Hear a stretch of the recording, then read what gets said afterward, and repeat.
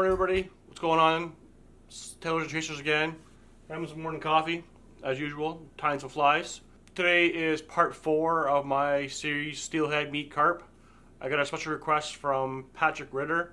Big shout out to Patrick. He wants me to show how to tie this carp fly. So let's get to this steelhead fly first, shall we? For the steelhead fly, we are going to use Blackbird Sabertooth number 6 hook. It's not traditionally a fly hook, but I like how the shank is a little straight on it. There's a wider gap, which helps with the squirmy material. It's a little heavier, it gets down there really fast. And then we're going to use this squirmy wormy material.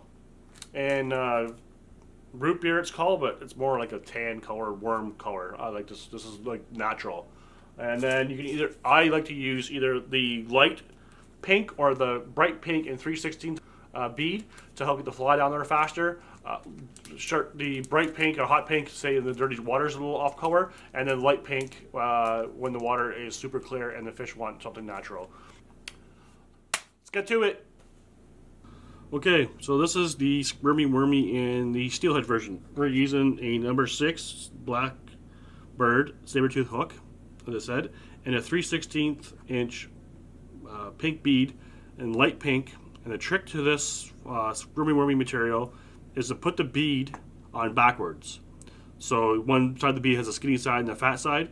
The skinny side will face the back of the hook, and the fat side will face the eyelet, so that you can put this bead over top of the squirmy wormy material. So hooks in the vise. We're gonna put it back. We're gonna use some brown thread. We're gonna make a thread, not too much, just a little bit here, because you don't want to make it too big. So you want to be able to put the bead over top of it. Cut that off and take like an inch of the squirmy wormy material, and we're gonna tie it on the eyelet, right behind the eyelet. You can't tie it on tight, because if you do, you're gonna cut it. So you have to kind of like go loose a bit for a few, loose a bit for a few. If you pull too tight, it does that. So you have to basically tie it on one side, and then get it to roll over on the other side. And then once you get a few wraps on there, then you start pulling down a bit on it and get it tight. But like I said, if you go too tight, you'll cut it. You want it to spring forward, but you don't want it to go like crazy. But too tight. Back it up a bit. Go a bit in front of it, and then that's pretty much as good as it's going to get. You can't use glue on this stuff, because if you glue it, it'll just eat it away. So that's that part of the fly, and then basically make a bit of a whip finish or a bulk here, a little bit, taper the rest of the fly to get some.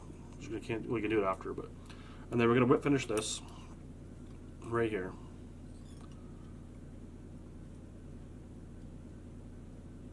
Like so. And we're going to cut it there. And we're going to push this bead over top of all this thread and push it forward. Like so. Now the worm is wormy. We'll cut the exhaust off later. And then we're going to take the thread, we're going to start behind the bead now, and get that bead to push it forward up where we want it to make this hot spot in this worm. And then we're going to do the thread base right about there. And then we're going to take this squirmy wormy material, about, I don't know, 3 inches for the back of it, and do it. And then we're going to tie it along the shank. All right. And then we're going to wrap in front of it right back to the bead and pull it down. And then we're going to take the worm part and we're going to wrap it around our hook thread, our hook bump, nicely as possible. And then we're going to wrap it basically around the shank to get the worm. It's kind of a fine line of pulling too hard or not pulling hard enough. If you pull too hard, it'll flatten out, and if you don't pull hard enough, then it'll come undone.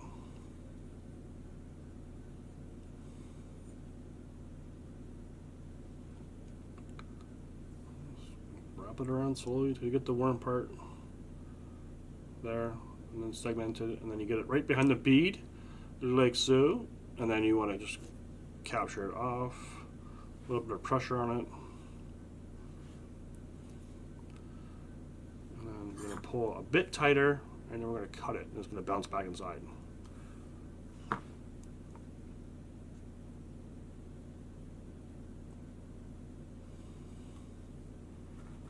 And then we're going to finish.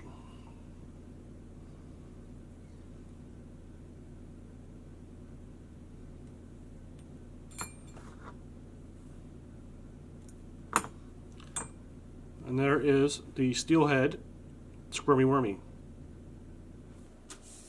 And for the carp version of this San Juan worm, one of my go-to patterns for dirty water, this red pattern stands out.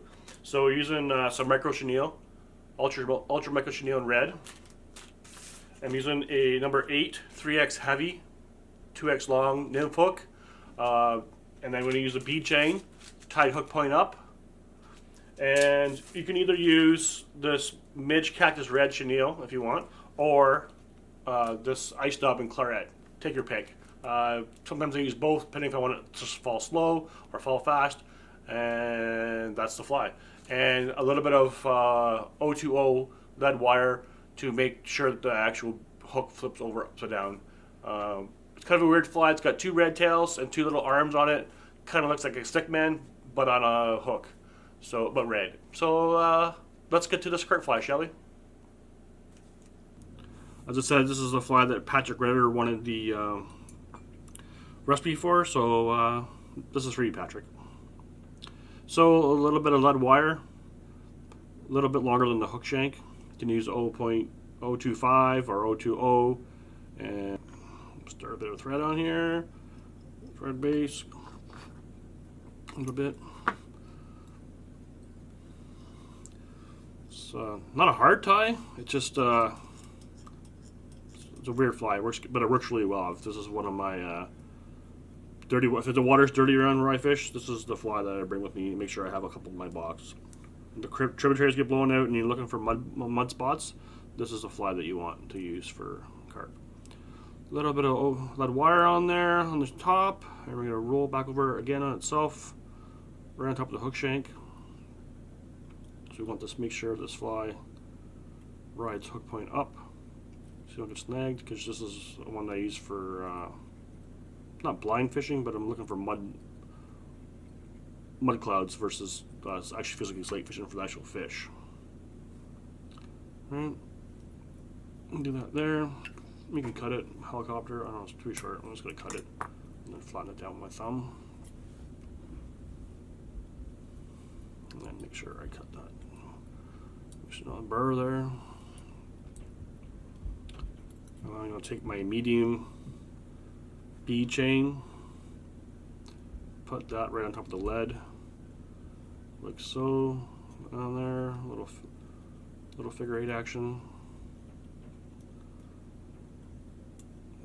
Backwards, forward, and then crisp underneath it. Tighten it down and lock it down.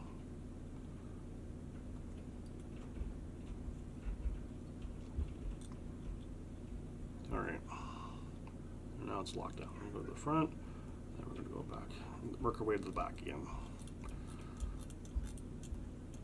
Okay, now the red ultra chenille. I take, I don't know, 2 inches-ish, give or take. 2 pieces of 2 inches. One for the tail and one for the arms. So then I will wrap it in half and fold it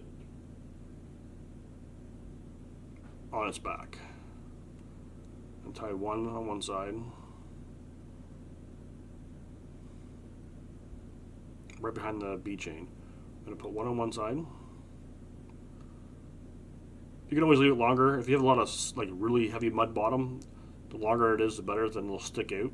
And then we're going to wrap it down the hook bend, so when it hits the water and it's on the bottom, it rides higher up, sticks out of the mud. And then we're going to V it, and then we're going to wrap a few wraps in between each leg so that the legs stick out from the hook.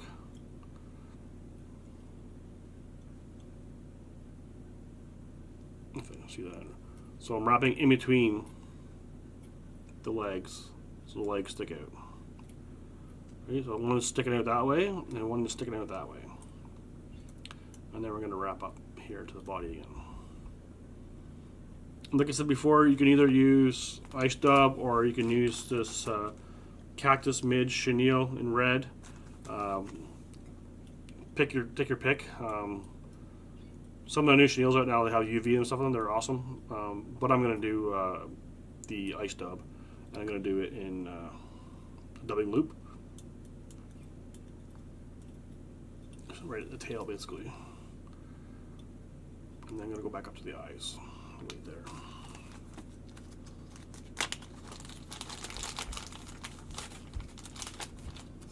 And put that in there. It's not really heavy on the taper part because we're not. Most of this fly is going to be in the silt, but build the taper anyway. It's just that's what I do. Spin it, right, and then wrap it.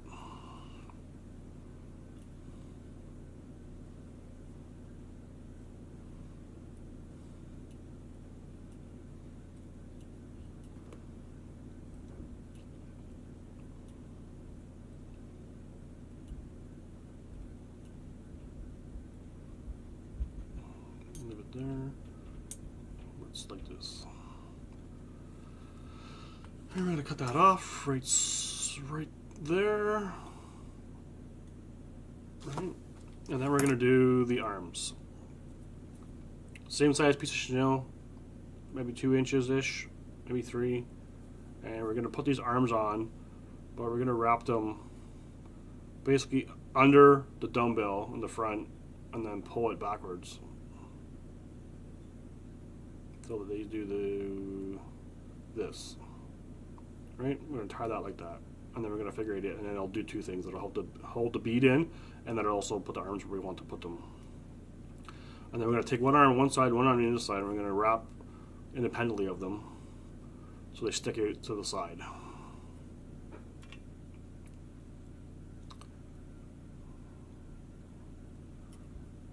Well, one is sticking out that way, and one's sticking out that way. It's a bit long, we'll trim it off after. Or if you want to leave it long, leave it long. It's totally up to you. I usually leave them shorter than the tail legs, so I cut it off so they're just a bit shorter than about a half a hook length shorter than the rear legs. But make sure they stick out.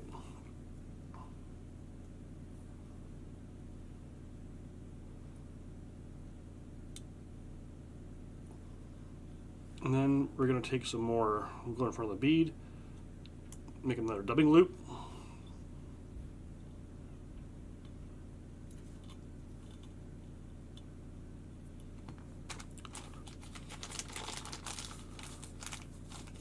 You need a ton of dubbing.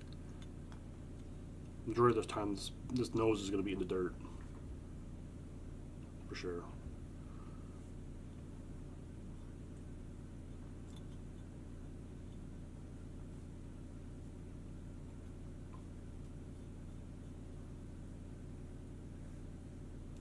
And then we're going to wrap it here. Make sure we go between the eyes, make sure we go behind the arm, come back around, wrap it in the front, come back behind this other arm.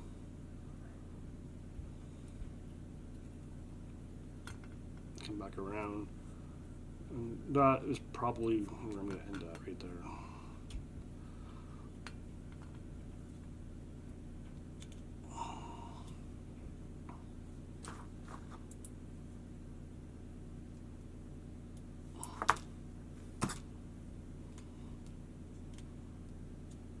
Put finish like that.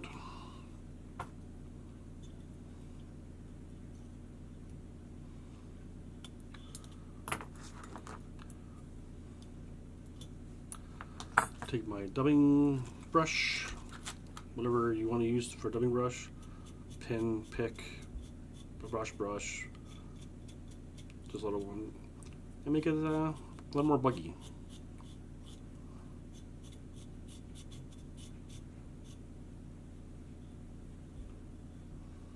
Now we're going to trim the arms. So first we're going to cut the back one so they're the same length. We're like so, like that, and then this one's just going to get a little bit shorter than that one. About that much shorter. Just a little bit. That one there. That is the Dirty Water Carp Special. Spin off of a sandworm. So there you have the carp version spin off of a San Juan worm. It's one of my top patterns for dirty water.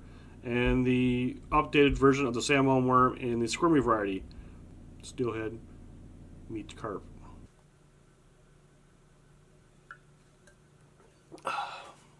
That concludes our Steelhead Meat Carp Part 4. Thanks to Patrick Ritter. Big shout out to you for inspiring this episode of Part 4.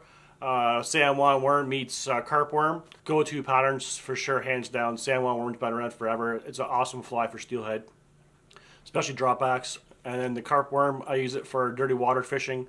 It's amazing. Looking for silk clouds, dropping the fly down slowly, dragging bottom, fill the take, fish on. It's amazing. If you like my channel, please tell your friends. If you love my channel, please hit that subscribe button. We're hoping to hit the water next week for some more live action on the river. Right.